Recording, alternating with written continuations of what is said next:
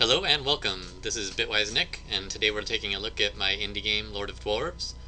Today I just wanted to make a short video kind of talking about my vision for the game. And I wanted to show you a couple of the aspects that make up what I really wanted Lord of Dwarves to be.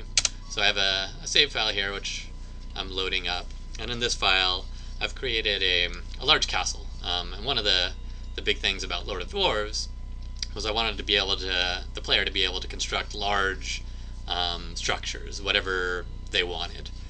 So here I'm going to zoom out. I have a castle, and this is a functional castle. You can see there's ladders that connect all the towers, and the ladders are usable.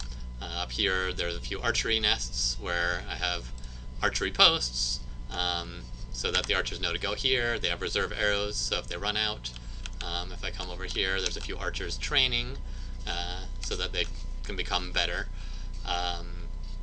And so this is an actual functional castle that the player can build.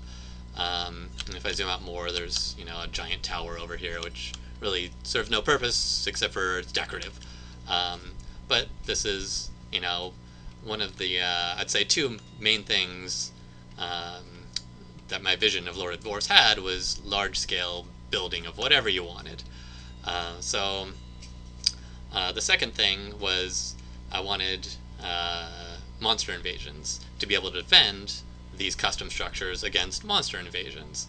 So, and the monsters would react to whatever you built. So if right here, this castle, there's only one way in right now, and that's this stairway up here. You have to go around the tower, across the bridge, and then I have a squad of dwarves, melee dwarves here, ready to hold off any invaders. And of course they'll be being pelted by the archers the whole time. So that works for most ground-based invaders, although advanced invaders can bring their own ladders, and they might climb up this little hill right here and do various other things. But for the most part, the basic guys are going to just have to go up the path that you chose. And then if anyone else comes up the other sides, hopefully your archers will take them out, or you can send a special fast-moving squad of melee dwarves to take them out. So I made this large castle, and one of the things about it, I was pretty unhappy when I made it with the way the lighting worked. So I added a shadow model, which you can see going on right here.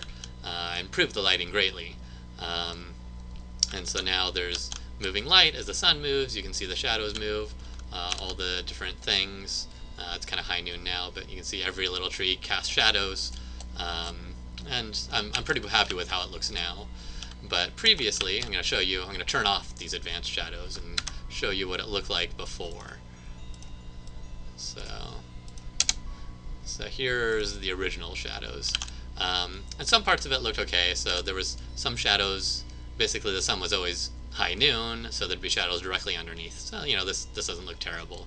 But when you start looking at the castle over here and the tower, it just didn't look very good. I had this large-scale structure that I really liked, but the lighting was not doing it justice.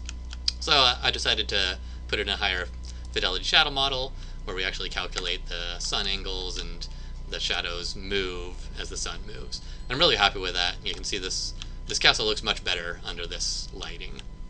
So that's the large-scale construction. And then as the second thing I wanted to show you was showing an invasion on this castle. So I have a save prepared here. Let's see, I believe it's this one, where I have some orcs that are ready to invade. Yeah, so over here, let me zoom in on these guys. There's a bunch of orcs, and they're all going to be attacking my castle. So let's unpause it here. And none of these guys have any advanced sieging techniques, so they're all just going to have to walk up the ladder, or up the stairway here, and across the bridge to try and get to the dwarves.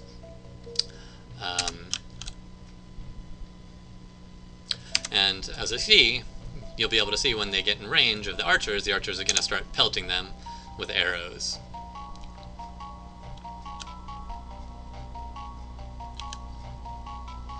Now if I were to really think about this, maybe I would have put some extra archers up in this tower, because they're going to be going along this whole way where they're not being fired upon. But here we go, the first guy's in range.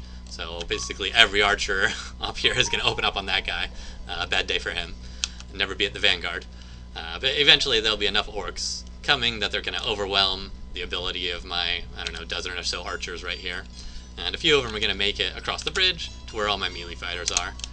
And you can see the melee fighters there's a ton of them, so they're ready to engage. And this orc force isn't really nearly big enough to challenge the defenses I have here, so they're all going to be killed. But this is the second half of my vision. You know, I built this castle, and I want to defend it. You know, and I wanted to defend it. You know, whatever I built, that's how you have to defend it. If I had put a ladder up over here, the orcs might have gone up this way, and you know, kind of circumvented some of my defenses.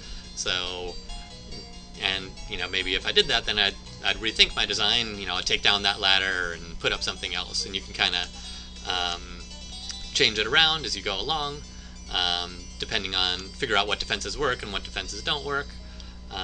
And so now it's gotten to the point where I'm seeing my vision sort of fall into place. Everything, all the pieces are falling where I want them, and it's actually playable and fun and dynamic. And you know, when they attack, you have to react to them, and they react to the defenses that you set up. So it's turning out very well. That's about all I wanted to show you. So this has been Bitwise Nick. I hope you have a good day, and I'll see you next time.